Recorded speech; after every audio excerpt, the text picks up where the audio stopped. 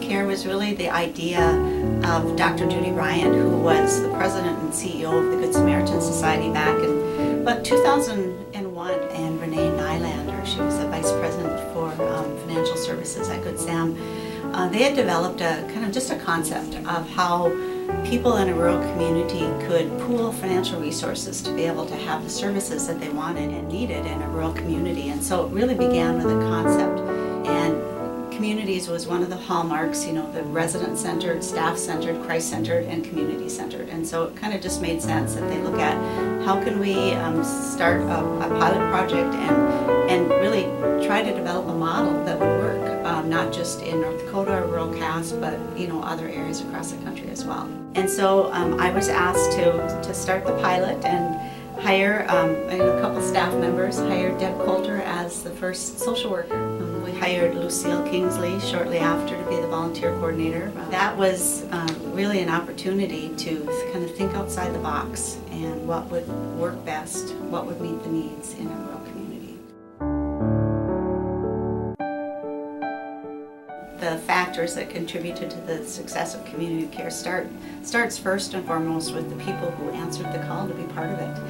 And that was you know, the first staff members, the steering committee, the initial board of directors, and all the people who have served since, the fantastic group of volunteers that we have. I think that has just been very essential.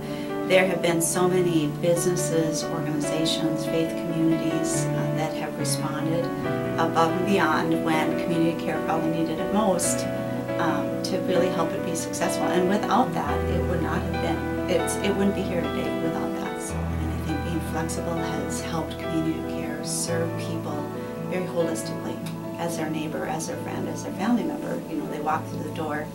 What are their needs? How can we help?